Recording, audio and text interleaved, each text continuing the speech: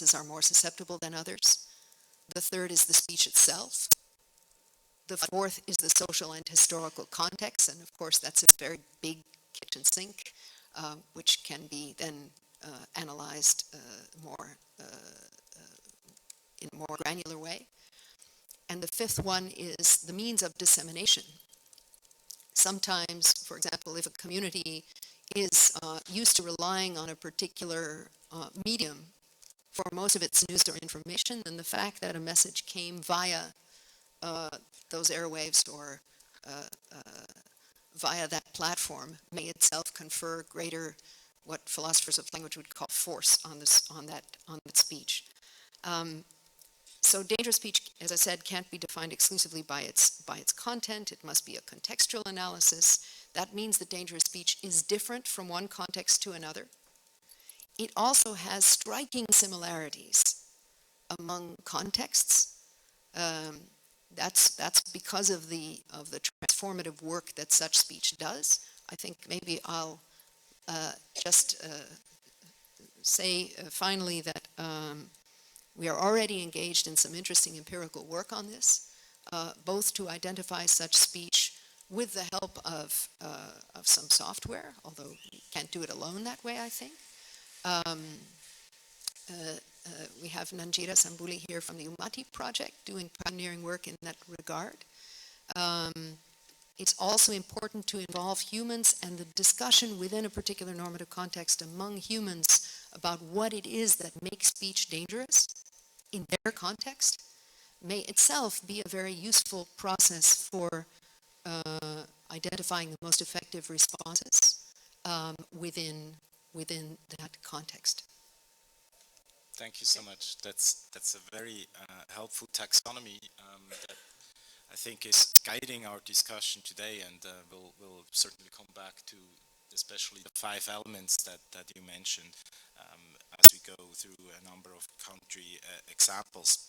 So what I like to do next is basically to ask a few colleagues coming from different countries, Pakistan, India, Sri Lanka, Myanmar, to give us a bit of a flavor what the particular hate speech problem, broadly defined, is in their specific country context, acknowledging that context matters so much. And perhaps the way we could start this conversation is if you would be willing to share one story or one example that somehow is charismatic for the kinds of problems and challenges that you face or we face in your home countries. So Adnan, could you please start? And I would ask the speakers to introduce themselves in one sentence so that we know where you're coming from. Thank you.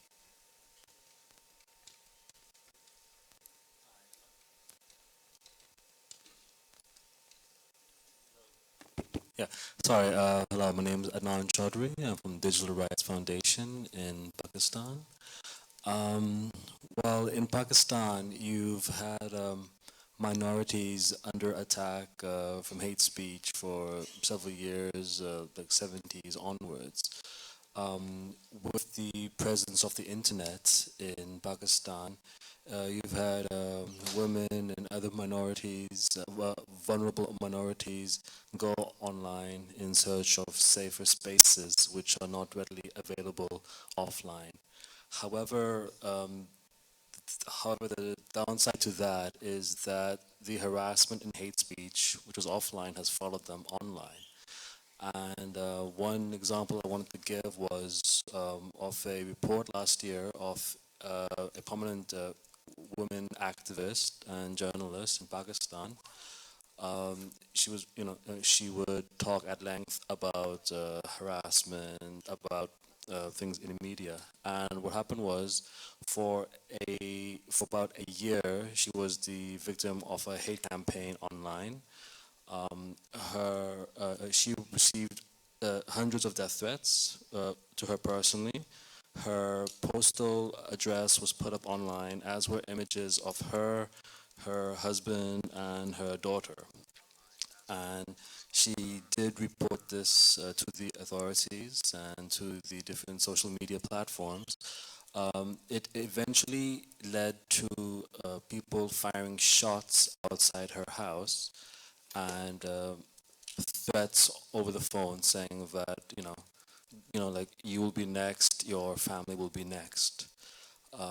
She then, she spoke to one of the platforms, which was Facebook, and they took down the page which had her information, like very quickly. But then shortly afterwards, another page came up, and another page came up.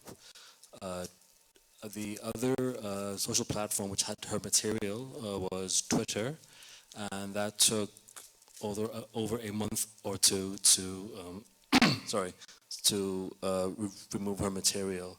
And even now, she still gets threats as a result. But she's had to severely curtail her social media as a result. Should I continue? Thank you. I suggest we go, across the regions or countries, and then we'll see are these similar stories or to what extent are they different. And again, please, as we listen to these stories, keep in mind also the taxonomy that we heard from Susan. I think there are already several elements that I hear as you tell the story. So Ritu from India, could you go next, please, and share your Hello. example? Hello. I'm Ritu. I'm from India, working with Digital Empowerment Foundation. Hate speech in India has been defined in various forms. It starts from inter-religion context, and then promoting hatred and violence against between inter-religious communities, and it's sometimes it is referred to a communication through which it comes to a personal basis and on following of the certain religion activities. It has been seen more often in a political context to gain the voters' sympathy or amongst to again to attract the voters during the election times as well. The one of the things which the example which I would like to notice as well, that two girls from Mumbai, when a right-wing leader was died, and they posted some comments on Facebook. They have been arrested because of in a statement that they hurted the religious sentiments.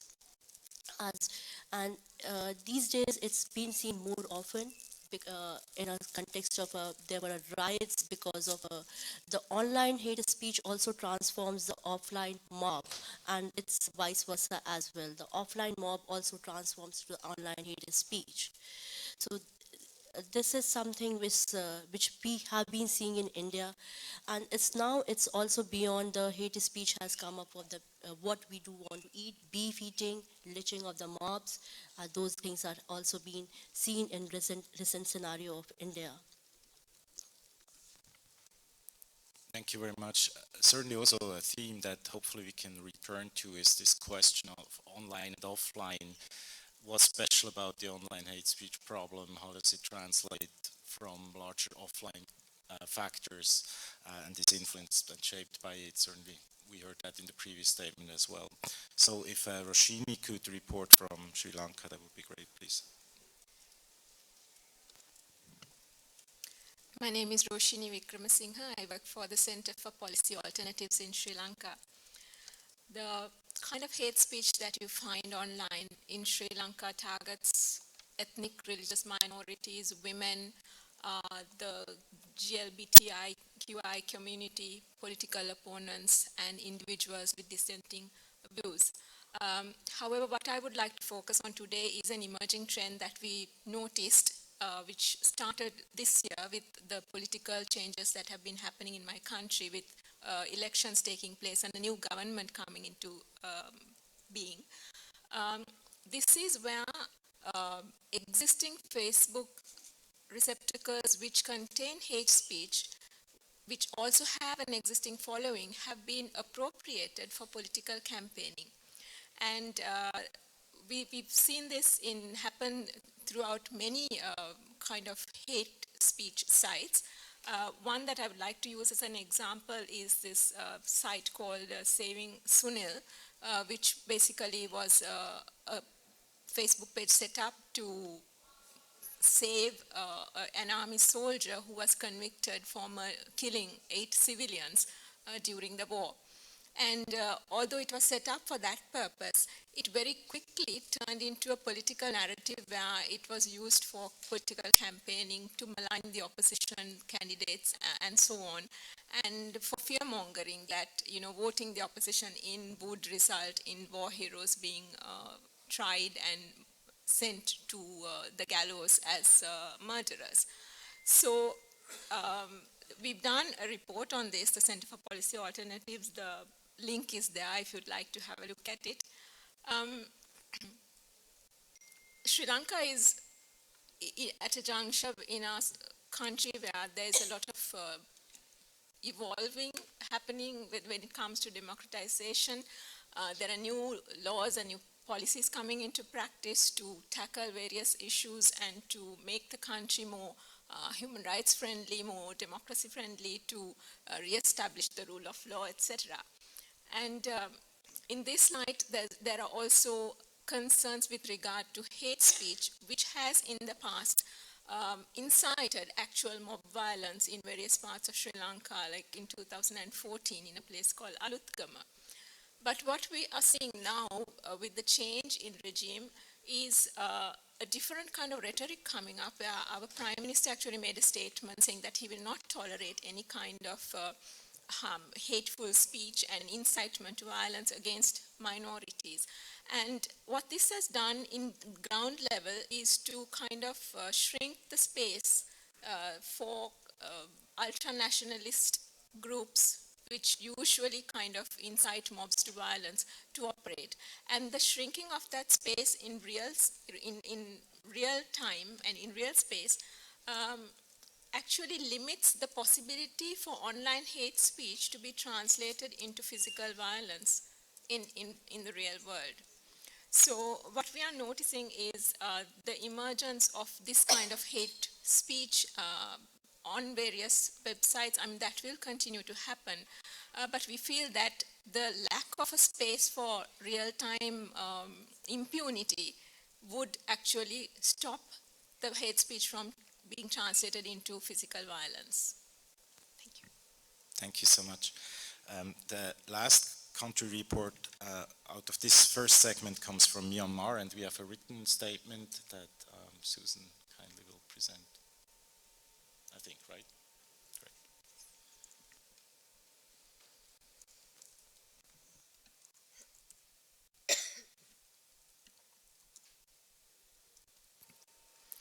As you all know, Myanmar has just seen its election. So our colleagues there are very much engaged in their work in the aftermath of the election. And one of them, Phu Phu Thi, has very kindly sent us a little bit of a report. So I'll just read that. She works for the Myanmar ICT for Development organization, MIDO, where she's Research and Development Manager. And so she says, after the last 2 years, MIDO has conducted 2 research projects investigating hate speech and other speech that can mobilize violence, both online and offline. 2 important findings from the researches are, 1, there is a set of discourses that are common online and offline that are creating a feeling that Myanmar people and Buddhism are under threat and must defend themselves.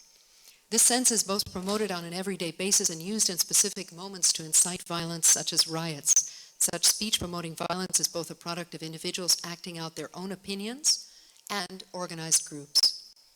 Second conclusion, in addition to promoting violence, hate speech and other incendiary comments make it dangerous or intimidating to be a person in Myanmar who speaks out in favor of peace or intercommunal harmony. The worst examples of this are online smear campaigns targeting individuals who are working to prevent violence, as well as other forms of daily harassment using online tools. So those same colleagues have been subject to this particular phenomenon. That's me talking. Back to Phu Phu. We have recognized that the rise of dangerous public speech is often a precursor of violence. In some situations, figures can turn their supporters against another group using speech that has the ability to inspire violence. There is growing recognition that the potential the potential for violence, then she says, online spaces such as Facebook users are growing up so fast, and this situation increases violence and leads to misuse of social media. Mido has been studying over 30 selected Facebook accounts, including famous personal accounts, accounts of the Mabata organization, that is a Buddhist extremist group, local news accounts, and 15 pages, as well as 4 groups on Facebook, which are top Facebook hate threat spreaders. The content analysis framework used for the monitoring has been developed by Mido together with a research team based on project findings and unstructured online monitoring of youths from Mandalay and Mektila. For that purpose, Mido has used the theoretical framework designed by Dr. Jonathan Leader Maynard, that is another colleague, a political scientist at Oxford, and the dangerous speech framework by Professor Susan Benesch. Dr. Jonathan Leader Maynard shows the ways that ideologies which support violence flow in 2 directions. They can be about the other group, for example, showing that they are dangerous or guilty or needing to be punished. And they can be about our own group, for example, showing that the brave or virtuous thing to do is to defend race and religion, even if that includes committing horrible violence against other people. Then she mentions the dangerous speech framework, which I'll skip since I've already talked about it. She says, we have identified 4 categories of Facebook accounts. Number 1, accounts of high-profile people. These people are important to study because they are influential. These accounts include those people known to be extreme speakers. They can also include accounts of famous and influential people who do not regularly contribute to conflict, but sometimes do with deliberate or inadvertently subtle messages. Second kind of Facebook account, they've identified accounts of pages or pages dedicated to some specific issues such as a race or religion. Third kind, accounts of media groups, including those that are also print journals and those that also post news in online formats. Fourth kind, accounts of other active users who are often posting dangerous content online. Those accounts include both real people and fake accounts. Then I'm afraid she goes on to present the data with lots of illustrations, and I think we don't have time to go into that, but perhaps we can distribute that for those who are interested. Wonderful, thank you so much. So we've heard now 4 or 5 stories, anecdotes, already had some data points in it, also backed up by research. And I think that's a great segue to actually Cherian's work. You have written a book focusing on hate speech in the region, and I was wondering whether you would be willing to distill from these 4 or 5 narratives some of the common elements that you see that they share, but also probably distinctions you see across different countries in the region, and what is different from South Asia versus other parts of the world where hate speech, of course, is also of great concern. So that would be quite wonderful if you could spend maybe 4 or 5 minutes to report on your findings. Thank you. It'll be my pleasure. Thank you. I think what these societies certainly have in common is a history of communal violence. And it's not surprising in such societies that there would be a public impulse to try to nip ethnic and religious hatred in the bud. And of course, there's already an internationally recognized right to be protected from incitement to harm such as discrimination, hatred, and violence. But the question that arises in these societies with a strong sense that they are on the brink of violence is the question of whether it is enough to wait for undeniably harmful effects to be manifest downstream, so to speak. Why not instead tackle the problem upstream? Supposedly closer to the source of hatred by prohibiting even the wounding of ethnic and religious feelings through various insult laws such as blasphemy. This approach has a lot of intuitive appeal. It is not unique to South Asia. My own country, Singapore, is sold on this idea. Prohibiting racial and religious insult is a national policy written into law. Many of these inherited from the British as a common heritage with much of South Asia. And this policy of actually banning the wounding of religious and ethnic feelings seems to enjoy broad public support. But I think what I've discovered in my research is that in most societies, this approach backfires badly. The problem is that insult laws essentially enshrine a legal right to take offense. They then oblige the state with all its coercive might to step in when a group claims righteous indignation. And although such eruptions of offendedness are usually portrayed as spontaneous, visceral, impossible to control, in practically every major case that I've seen, they are in fact manufactured by political entrepreneurs who gain from that offense taking. So this freewheeling combination of traditional hate speech or offense giving with politicized indignation or offense taking is what my book calls hate spin, as opposed to simply hate speech. And I think one of the paradoxical features of the societies that we've looked at that have insult laws that seem to have a low threshold for intervention is that in these societies with seemingly very strict laws, hate speech continues to be rampant. And this is not because the internet is so hard to regulate, although that is possibly one factor. There is a much deeper issue, which is that the power to take offense is not democratically distributed. Some people, politicians from the dominant majority, religious authorities who represent the orthodoxy, get to decide which expression is intolerably offensive and which can be allowed.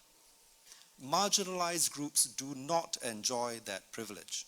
Thus, when you have hate speech laws superimposed on a society that does not protect equality as a fundamental pillar of democracy, the result is essentially a double whammy for vulnerable minorities. They are, on the one hand, victims of incitement that occurs regularly with total impunity, while at the same time, their own attempts to speak up, even as we've heard, for interfaith dialogue, for peace building, are themselves silenced as being offensive to the majority culture. So I think any hate speech regulation should not be seen in isolation. Whether it results in increased justice and social well-being depends a great deal on the state of anti-discrimination and equality protecting frameworks. And I've seen this again and again, not just in South Asia. Indonesia in Southeast Asia is another classic example where this is happening right now. This combination of blasphemy laws that seem to promote respect for religion occurring side by side with impunity for quite deadly hate speech or dangerous speech, as Susan would put it. And that's the dynamic that I see. Thank you. Thank you so much. Extremely helpful. Also as a segue, before we do so, however, we have a remote participant who would like to offer a comment. So.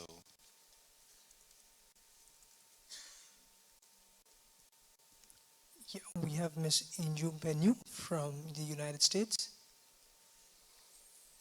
And we'll be putting the video feed on the presentation slide.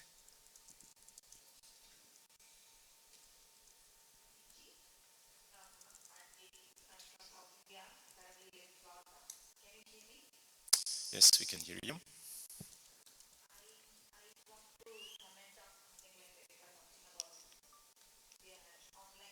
An online I'm actually a victim of the online hate speech that happened in Facebook 2 months ago when a woman was being dragged into Facebook. Her image was morphed. Her child was being abused on Facebook, and when we couldn't get a response from Facebook, I started writing a report on Global Voices, where I work as a journalist, and then I was being the target. Then I was targeted, and my Facebook account was suspended. because a mob could actually report me for a rape policy, and they took my account down. So what's happening now is the mob is actually using a tool, a Facebook tool, as when you can report for a real name, and then taking down accounts of all the women who started to stand with this victim. That happened to us, and then we launched a campaign against it, and that's what is happening. As like, because in India Facebook is like the second internet. Like, if you're on, people are like gathering there in Facebook or all on, unlike any other social media platforms. So, and the issue is like, from in India, or if compared to US, like, it's already a very misogynistic culture where women cannot speak or women cannot have a voice, and you are like treated totally different if you have an opinion. And unlike US, you don't have any laws, like, you don't have any proper laws. So even when you're the victim of all this and you can complain to a police station, the only thing you get is like, delete your Facebook account. This is the kind of response we get from the authorities. So we are like completely helpless in this situation, and the only thing we can do is like speak out in this, and then trying to educate people who are the policymakers, or who are the people who are making all these tools, to understand, like, what is going on, and how different it is on a different culture, and how these tools are being used as violence for in different cultures. So in US it might not be that effective, but in countries like India, it takes a different form and a shape. Um, so that's my comment on this. Thank you.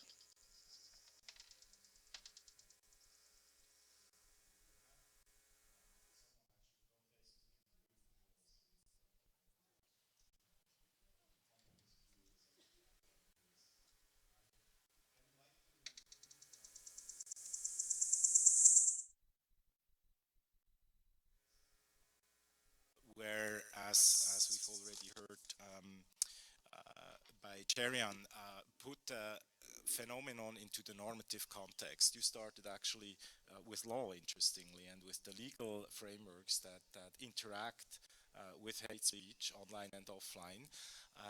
And you also made references to the social norms and the importance of social norms, and the problem that, of course, laws cannot be effective if they differ, the legal norms, from the social norms. So my hope is that Frank LaRue could basically comment on some of these normative issues that we face and actually struggle with as we try to approach and deal with hate speech. We then have Judith from GNI sharing her thoughts along similar lines, and finally Anki from Facebook, and then we would open up for questions and comments. Frank, please. Well, thank you very much, and thank you for inviting me to participate in this panel. I would like to sustain two things very briefly. One, everyone has said, this definition of hate speech, even the term is kind of strange, is very complicated to narrow down. But what's important as a defender of freedom of expression is, number one, we must always understand that the limitations have to be a very narrow exception and not a general rule, which is why I was very interested in the comment from Singapore about how there is a policy in place that apparently is supported by the public, but actually it has backfired, because ultimately policies of restriction of speech will backfire against all different social groups and eventually become a political tool of censorship against those that are criticizing and opposing those in power. So number one is we must understand that all limitations, including Article 20 of the ICCPR, the so-called hate speech, should be very much reduced to the strict standards of what produces serious harm. Secondly, I was mentioning yesterday that, and I have it in one of my reports, that the state has an obligation to protect us from harm, real harm, and a specific effective harm, but does not have an obligation to protect us from offense. And although from a social standard, an ethical standard, we cannot be against offensive speech, or in this case, dangerous speech, and we must try to prevent it by our social norms of coexistence and the education of children, but in reality it cannot be defined by the state.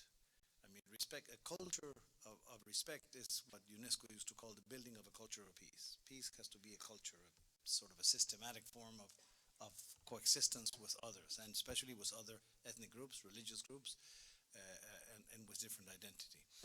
So where the state can intervene in exceptional way is to prevent serious and very strict harm. And Article 20 says it very clearly, incitement to hostility, violence, and discrimination. Hostility, people leave aside because hostility is the one most difficult to define. I mean, but violence and discrimination I think are much clearer. And the one element that I added is that there are different forms of violence. We normally talk about physical violence because yes, we want to prevent physical violence. Every person under the jurisdiction of a state has the right to be protected in their physical integrity and to protect their life. So, of course, that should be. But with the increased work of the women's movement and the struggle against violence against women and domestic violence, for instance, it has clearly been accepted that some of the violence and forms of domestic violence can also be psychological violence. Women can suffer constant harassment. The case of the journalist that was mentioned, people that women journalists that had to flee their country or leave their profession because the people in the audience will have an intransigent or fundamentalist view, will not allow women to express their views, and then begin a consistent form of harassment. It becomes a form of psychological violence because there's always this sort of undefined moment in when this from psychological violence will become actually physical violence, and oftentimes it does if there is no change in the pattern. So I think this is one issue to look at. We're dealing with violence, yes, but violence in different ways. Even when we talk about torture and the questions of torture, we also talk about psychological torture, not only direct physical torture. And finally, I would say that Susan has made a big contribution and her different 5 categories, but it is important to the extent that that dangerous speech is not a repetition or a collateral definition of hate speech. It has to be something different. Because I think even the term hate speech we use freely, but hate speech going under Article 20 and expanding the groups, incitement to hostility and discrimination and violence for reasons of race, nationality, religion, and obviously we all agree that should be added for gender, disability, cultural identity as a minority, etc. You could add different groups, but the idea is that it is incitement to a very specific danger. And here, one of the contributions, I worked with some documents from Article 19, and was that the idea of the 5 categories that are at least essentially necessary. One is to look at the intent. There has to be the intentionality to harm and to provoke harm. Secondly, to the content, which Susan has in her categories as well. The content has to be very serious content, but also has to be able to go far away, to be disseminated, to have an impact. It's not a conversation of 2 people or one basic statement. Thirdly, there has to be the call for a serious harm to be done, and it's inciting to serious harm that really should provoke fear in the person. Fourth, there has to be immediacy of the harm. Can't be something that will happen 20 years from now. It has to be something that is being provoked for the immediate future. And fifth is the context of all this. And if we go with some of these categories, obviously we do see the harm that some of this speech can be done today. Now, I call two things, and with this I finish, to question. One is that there's a trend of many groups to ask, now with the internet era, to ask platforms, big platforms, to have themselves a criteria or to listen to the criteria being proposed and the principles by civil society to eliminate some of this and download some of this content. I think this is a very dangerous track. I think this has to be a state decision, hopefully by a judge, and hopefully on individual cases. But even if it's too much work for the judiciary to establish some degree of independent authority, state authority. And the reason is because the state is accountable to its citizens, whilst private corporations or not. I mean, there should be an element of corporate responsibility, but we can't privatize the responsibility of the state.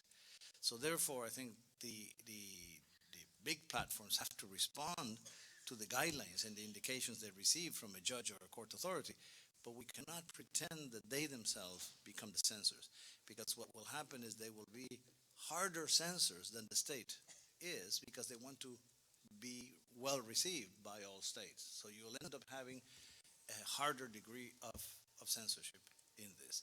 So those would be, I think, the qualifications of how we must look at this. And in this, I like very much, again, the issue presented by Singapore, that oftentimes mob violence and the idea of let's prevent mob violence is used as an excuse to censor. The Charlie Hebdo cartoons was one. As well, then the cartoons go too far, people would say. And the reality is that there is no excuse for terrorism or mob violence. The people responsible for those acts are the ones that decide to do them.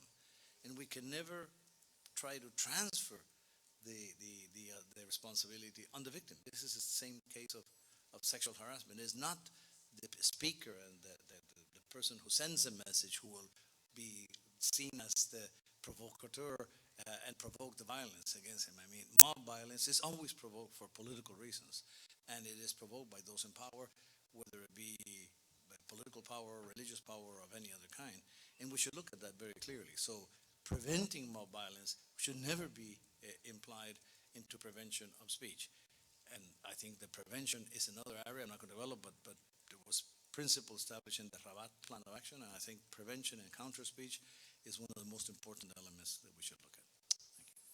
Thank you so much for outlining the international legal framework and some of the key issues in that. There was also a perfect segue actually built into your presentation to Judith, the role of private actors and the responsibility actually of private actors. Would you be willing to share your observations working in a multi-stakeholder setting where actually an initiative has tried to come up with principles that guide private actors dealing with some of the issues that Frank mentioned? Judith, please. Yes, thank you for your introduction. Let me just say a word or two about the Global Network Initiative for those of you who are not quite familiar with it, so that you understand where I'm coming from. The Global Network Initiative is a global multi-stakeholder organization. We bring different groups of stakeholders together to forge a common approach to privacy and freedom of expression in relation to government demands that can impact these rights. And our members are drawn from investors, businesses, academia, and a variety of civil society organizations. And our member companies include Microsoft, Google, Yahoo, LinkedIn, and Facebook. So being a stakeholder member organization means that I cannot speak on behalf of member companies individually or the private sector generally, but I am in a position to say something how a human rights-based approach can look like. So the guiding principles on business and human rights actually define the responsibilities of the public sector and the private sector as the state's duty to protect human rights and the company's duty to respect human rights. GNI has developed a set of principles and guidelines that are based on international human rights norms to guide responsible decision making. And that also applies in this area. But what we notice is that ICT companies that host or transmit content globally face various challenges, and that is, I think, demonstrated as well by the stories told. And I think that the main point is actually that in many countries hate speech is prohibited, but it's very difficult to determine what speech is hate speech, and it's really very dependent on the context. And I fully support Frank LaRue when he says that it is a state responsibility to make clear what hate speech is, and don't leave it up to private companies only. What we see is a trend that state responsibilities are transferred to the private sector, and that is a concern. It is, on the other hand, what I said, the private sector has its own responsibility, and what you see is that also our member companies have worked on the issue through their terms of services. But probably the next speaker can talk more about that. GNI itself, it does not address the way terms of services are addressed, but with the help of our members of Poloby and also the Center of Internet and Society are helping us to get a better sense of what the issues are. So thank you. Thank you very much. Again, this lining up wonderfully, I think. So we are very pleased actually to have a Facebook representative on the panel. And I was wondering whether you could basically share your experiences, but now bringing us back to the region, to South Asia, and some of the challenges that you see against this backdrop, what we heard from Judith, but also is there hope? Are there approaches that you see that actually work? We've heard how prominent the role of Facebook is in many of these stories. Where do you see things going? Also as a segue into the solutions-based discussion. Thank you. Yeah, thank you. I've got a bad throat, so you'll please excuse me. But I think it's great that we pivot back to South Asia. And a couple of things which I wanted to start off with and then drill deep into some of the real life examples or experiences that we've had. I want to talk about that. So fundamentally, a lot of the speech is political speech in South Asia. We just have to recognize that. And when politicians get involved and use speech which can get into the category of hate speech as a mobilizational tool, we just have to recognize that this is beyond the spectrum of technology. And these are social problems, which is why the primacy of social norms, as Frank LaRue just talked about, is critical. I mean, technology cannot be a silver bullet to solving those problems. I think there are local conditions which exist which further exacerbate the situation. What you talked about in Sri Lanka, and I mean, I've been a very keen Sri Lanka observer for the last 30 years and sort of watched that very closely. You came out of one of your longest civil war, right? And therefore, to think that politicians are not going to use that in an election time is just, that's a phenomenon which does not exist. Both sides used it. We saw that in the presidential elections. We also saw that during the prime minister elections recently. And the kind of things which you talked about did play out over there. The same thing happens in India, and we see that routinely. But I think one thing which got missed in all of this conversation is how the platform is being used as an organizing tool for counter speech. And I think that is a very important tool which we have to recognize and understand. So whether it is the mobilization of rationalists to sort of take on fundamentalist attacks on the internet, whether it is campaigns in support of atheism in India, at substantial, which is at substantial risk, and which we've been reading about, but there's still those environments which the platforms facilitate, because that is the nature of the internet, which we have to recognize. So I think counter speech has to become a very important aspect of even the social normative scheme and the framework in terms of addressing some of these concerns which we've raised in terms of hate speech. The second thing, I think Frank Ruru talked about it, you talked about it, Judith, is that there is a tendency to outsource a lot of this rule making to platforms, and that is not right. So I think what platforms are trying to do is set community standards which works at a global level in a scalable way, and they're looking at international standards to inform their community standards in terms of service and implement that globally. But I think this entire notion that you outsource this because you are mounting up a campaign and putting then private sector or the platforms to be in a position where they are going to be the arbiter in terms of those net choices on something as fundamental as speech is just not the right thing to do.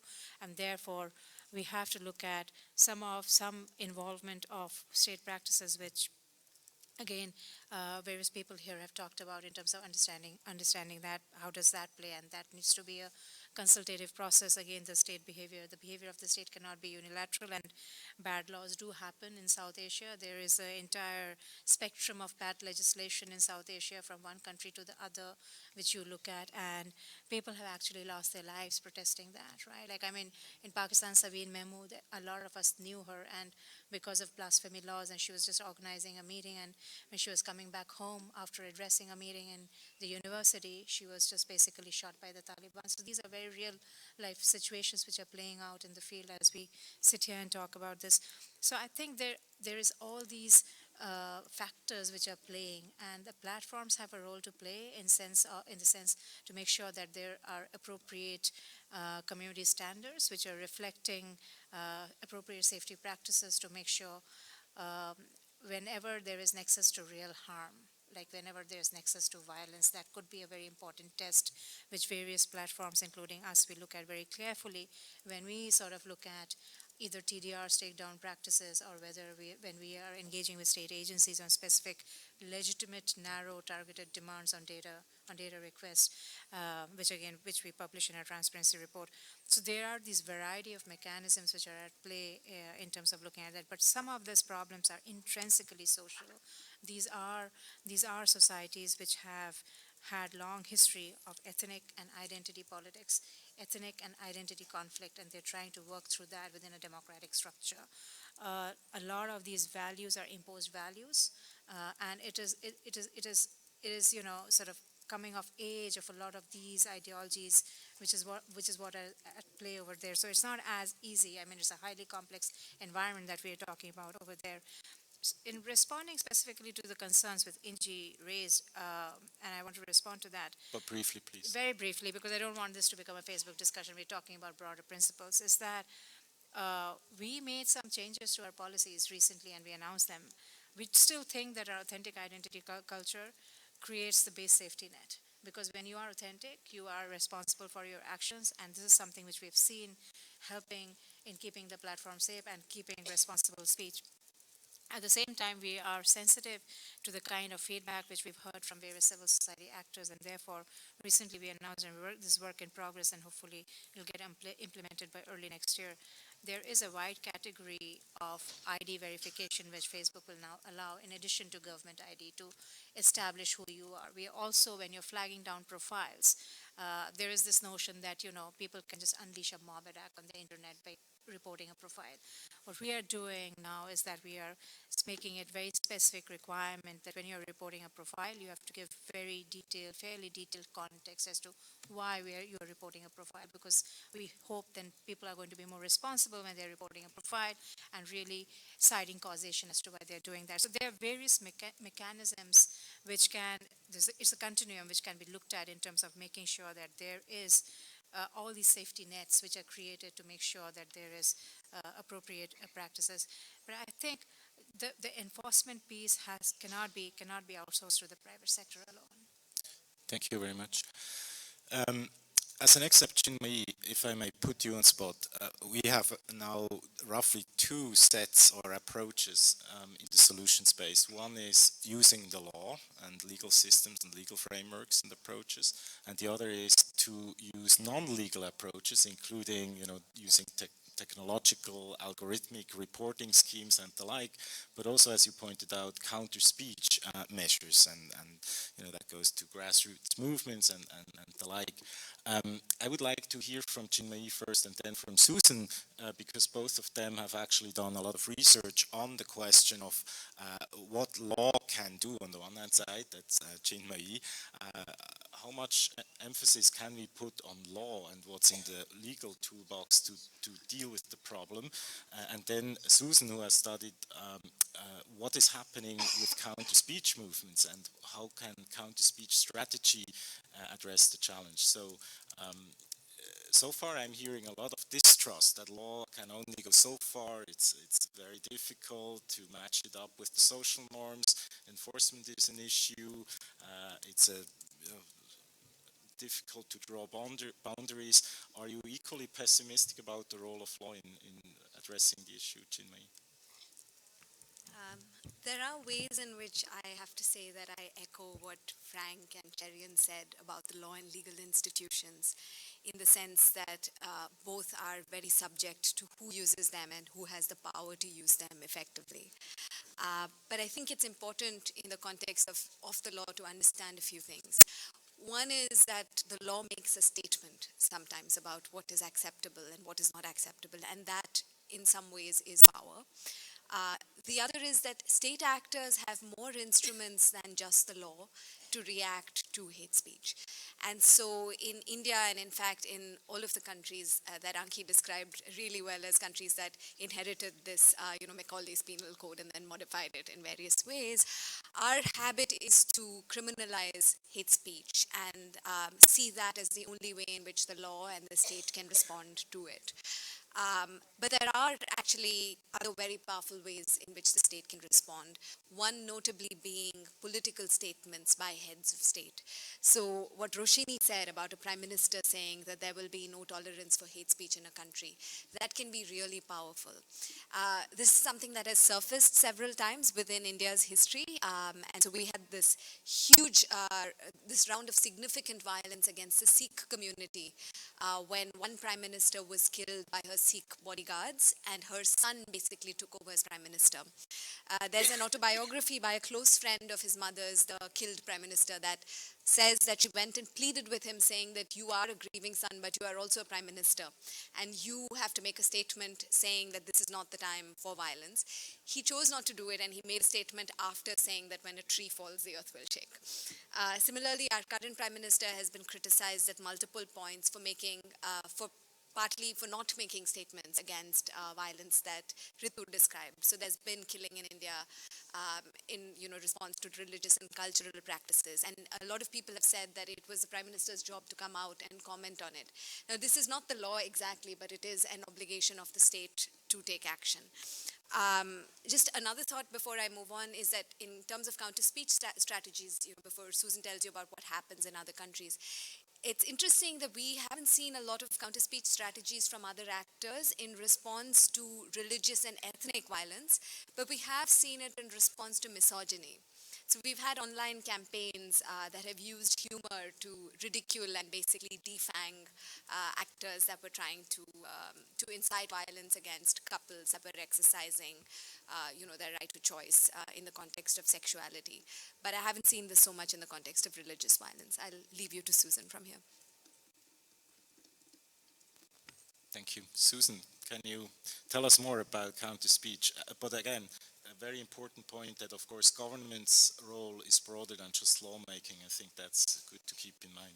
But over to you, Susan. Yes, Chinmay has made a tremendous point about counter-speech in a sense. If we think of the role of influentials, who may be political figures, may be representatives of the state, but may also be, for example, religious figures, even cultural figures, in some cases, sorry, politicians, but in some social contexts, as celebrity, for example, a musician or a pop star or a sports figure can make at least as much of a difference because he or she has at least as much influence on a particularly relevant audience as a political figure. So this leads me to just make a couple of basic points about discourse norms. We could think of those as informal law. Even in a country like the United States, there are, after all, as you all know, we have the world's most extreme law regarding speech, the most speech protective law, and yet there are unspoken, uncodified rules about what one can and cannot say in public. You will immediately tell me they don't apply on the internet, and that's true. However, or they don't apply in many spaces on the internet. However, those rules can be nonetheless extremely powerful in, for example, ending the career of a political candidate if he or she says something that violates those rules. So the first point that's worth remembering is that discourse norms can be immensely powerful. The second one is that they can change quite quickly. I sometimes give an example from the United States. We now have a phrase common in American political and cultural discourse, which is marriage equality. This phrase didn't exist 20 years ago, and if you had suggested to me that it would, I would have laughed, frankly. So the question, there's now quite a bit of talk about counter speech in circles of people worrying about bad content online. It's clearly useful and effective in some circumstances. It can also, of course, endanger the people who engage in it in other circumstances. And I would like to suggest that we need to know a great deal more about it. When and in what circumstances is it effective? We mentioned Myanmar earlier, as Fifuti mentioned in the short report that I read for you. For several years now, leading up to this tremendously important election, Myanmar has seen offline and online an increase in what I would call dangerous speech, hateful speech, maybe we could call it fear speech, pointing to another very, I think, important and operative emotion in this kind of language, designed to persuade one group of people that another group of people pose a serious threat to them, a mortal threat. About a year and a half ago, a brilliant and courageous group of activists in Myanmar suddenly started a movement that is called Panzaga, meaning flower speech or flower language. Within hours, they even had a meme. That meme is the image of a person with a flower in his or her mouth. At first, it appeared in drawings and then very quickly appeared in a large number of selfies. Of course, they instantly put up a Facebook page, which within days had 10,000 likes. We don't know what impact such efforts have had. They are, however, proliferating quietly and not so quietly in an enormous variety of contexts. I won't take time to list them, but it's something I love to do. And I'd suggest that all of us who are interested in this should focus narrowly on studying these efforts to see what effects they have in which circumstances. I do a little bit of that myself, but that's just a drop in this large and perhaps quite interesting and maybe even promising bucket. Thank you so much also for pointing out the need for more research. Like as a researcher, I like to hear that, of course. Kashif from Pakistan, I know you also have ideas, and that's the moment where I really would like to open it up. What are your observations and reflections coming from Pakistan when you hear about these legal and other non-legal strategies in dealing with the hate speech problem online? Thank you so much, first of all, for providing me this opportunity. I would like to just carry forward my discussion from the point that Chinmay was making, actually. So I actually wanted to share something like kind of like a mix of legal and non-legal strategies that we can adopt in order to address this problem of online hate speech. But I would take forward your point when you mentioned that talking about counter speech, we need to engage sort of like the political leaders who actually can give the sort of like statements. I see that we also need to engage social and political institutions in developing a counter speech narrative. For example, like if you just analyze this problem, things happening online are basically, in my opinion, are the results of something cooking inside the kitchen offline, sort of like the social environment that we live in, the kind of peer group learning that we develop, the socialization we have in our societies. It's basically that's the thing that we really things get from. For example, if a child is brought up in a society where things are really discriminatory against other religious and ethnic minorities. So definitely things will be expressed in the same way online as well. So we need to actually look into that. Who are the sort of like institutions, like family can be a very important institution in developing a counter speech. Sort of like because most of, talking about the situation in Pakistan, most of the hate speech has come offline from the religious clerics. So if we can engage the progressive sort of like religious leaders and sort of like engage them in developing a counter speech narrative, that could be also very much helpful. Helpful in that. And then talking particularly from the perspective of the case, the murder of Governor Salman Taseer, the murderer, the Mumtaz Qadri, was so much glamorized. We actually need to develop a counter strategy for that. We need to glamorize the counter speech role models.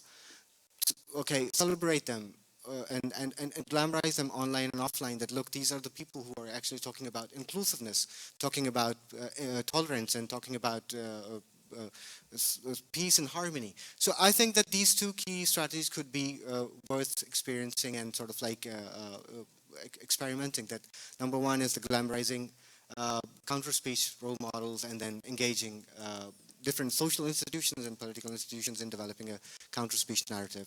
Plus, definitely, legal ways are also as much important as non-legal are. So I think we can criminalize online hate speech, and particularly in Pakistan, they get this very much expert on this counter cybercrime bill, so which is still under debate. So I would suggest that if you can include this kind of like provision in, okay, online hate speech could be sort of like tagged as a criminalized stuff, so it will be definitely helpful in dealing with such problems. Yeah, thank you. Thank you very much. So in the audience, get ready for your questions, but I know that Nigat wanted to weigh in on the legal question in particular that was just raised. Yeah, I think there is a problem with legislations, and we know that the states want to make new legislation to deal with hate speech in the online spaces, and as a result we are witnessing new cybersecurity laws, cybercrime legislations, and in case of Pakistan, the new law that is proposed by the government is very draconian, and they have inserted, I'm sorry Kashif, I do not agree with this that we should criminalize this, but because there are already existing legislations, and that's not only in Pakistan but in India and in other South Asian countries, which government can implement that actively. Those legislations are still problematic, but they can use existing legislation instead of making new ones, which are really problematic. And the object of new legislations are more regulating the internet and controlling technologies. Another thing I would like to talk about the platforms, and we understand as digital rights activists that they have their own challenges in dealing with different social contexts. But at the same time, I feel that they can improve their reporting mechanisms, keeping in mind different social contexts of different countries. And at the same time, should be more accountable and transparent when they release their transparency reports, that under which laws they are taking down requests, they are taking down pages, or giving information of the users. So I think these are the few things which platforms could, and I know that they are working. I know that we have been in touch with Facebook, and they are trying to deal with the situation with particular countries, keeping in mind the social context and the conservative nature of the society. So, but they can do it more, in a more global framework, which I think is very much needed. So I trust Judith takes note of that comment, brings it back. Any questions? Yes, please. And introduce yourself. Please keep it to 1 minute question. Thank you.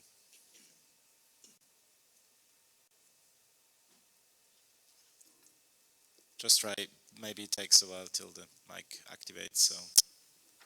Okay, good morning everyone. My name is Alan. I'm from the youth program, which has created the Youth Observatory on the internet. And my question is, we know that our laws are too tender in punishment of hate speech, and we know that hate speech sometimes becomes a physical violence. So I'd like to ask you, how could we call the government attention to make the laws more severe, more to make it work in a better way, to have punishment, to avoid this behavior? Thank you. Chinmayi, would you like to respond? Um, Actually, governments are not so resistant to making laws more severe. It's the easiest, and sometimes I keep telling them it's also the laziest response to hate speech, because they look like they're doing something without actually doing anything. The challenge is to get governments to implement existing laws, as Nigat says, effectively.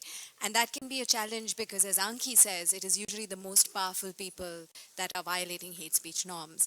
So there's a really compelling incident in India that's an example of this, where hate speech was given, really terrible hate speech calling for violence took place during an election campaign by a prominent politician. It's the digital age, so people took videos of this. There were multiple videos, and it was in a crowd, so there were over 80 witnesses. By the time the case reached trial court, so basically what was at issue over there was that he was arrested, but it was also our election laws don't permit somebody that is engaging in hate speech to campaign. So that was kind of the more important thing to them. He managed to make sure that all of the videos were declared inauthentic and that 80 witnesses recanted their statement. And so although the laws existed, it was impossible to implement them against the person that was doing the most damage.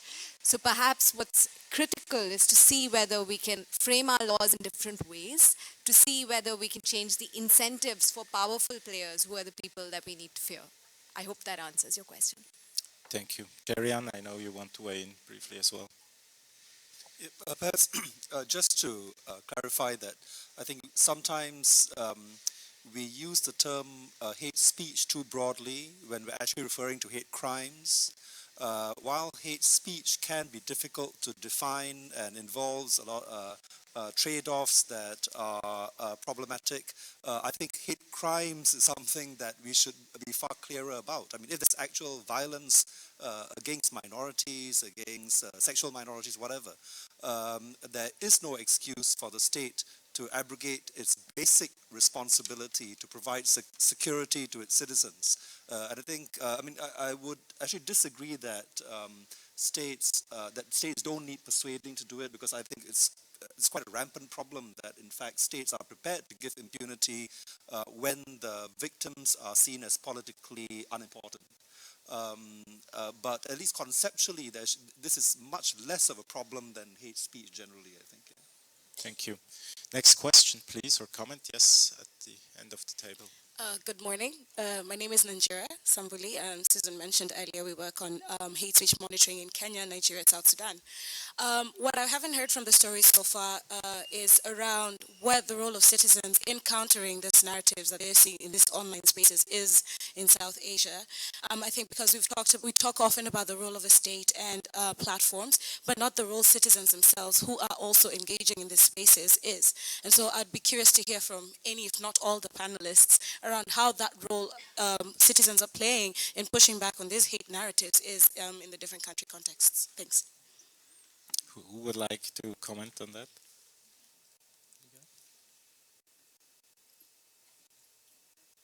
Susan?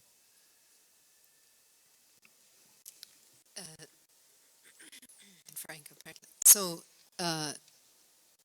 what I can say is that one can collect numerous examples of either courageous individuals who have, to give an example, started an anonymous Twitter account in response to a surge of misogyny focused particularly on an actress, a Pakistani actress.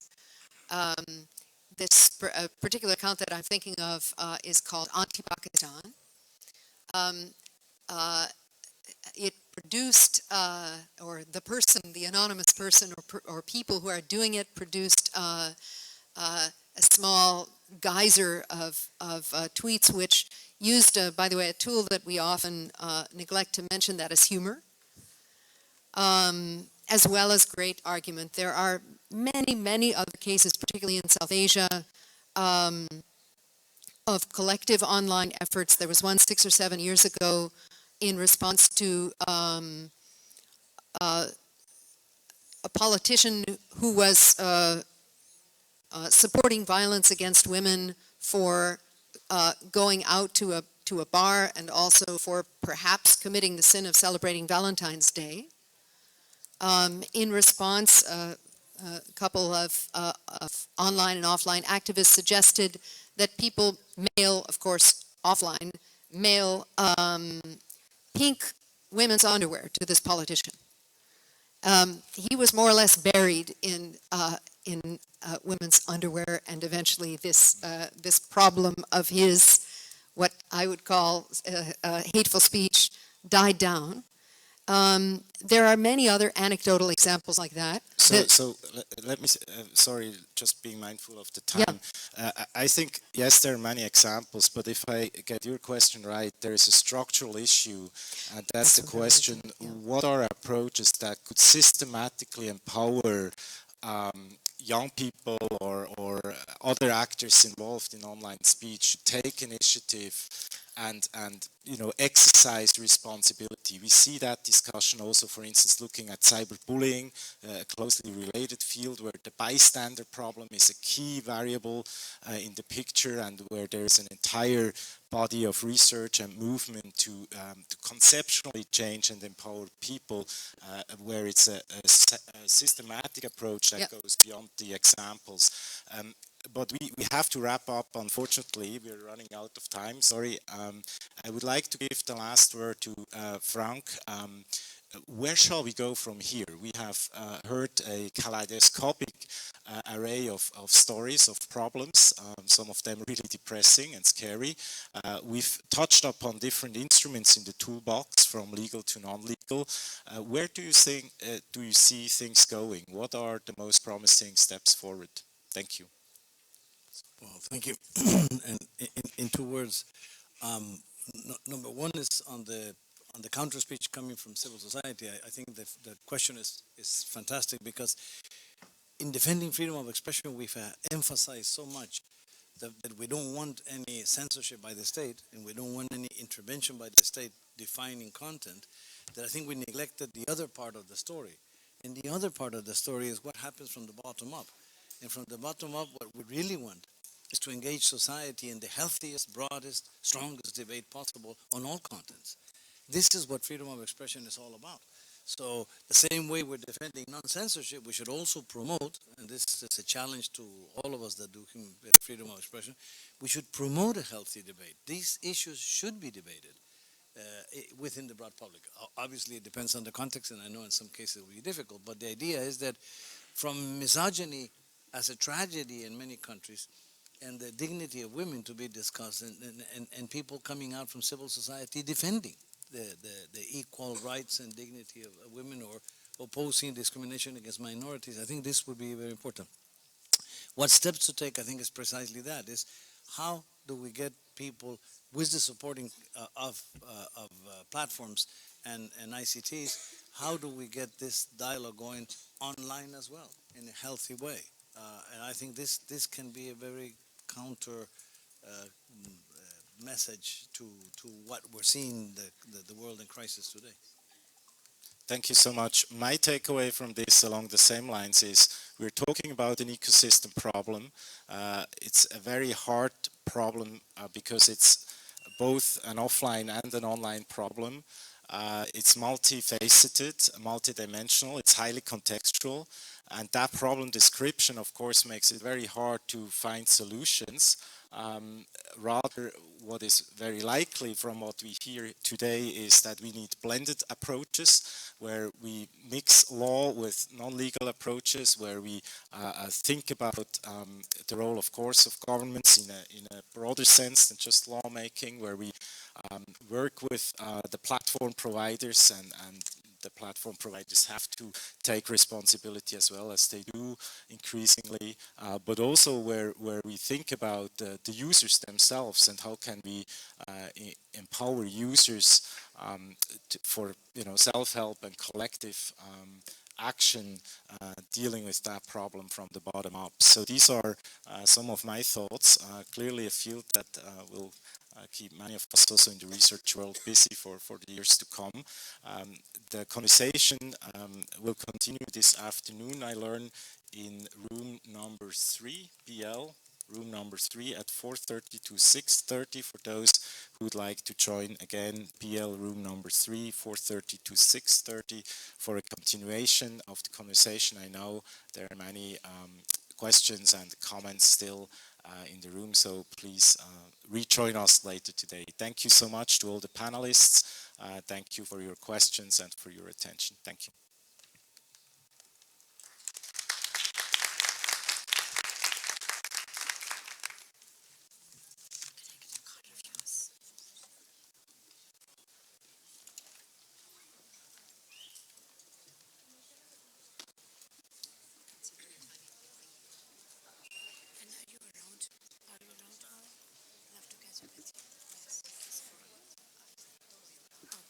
I'll drop your mail and then let's catch up.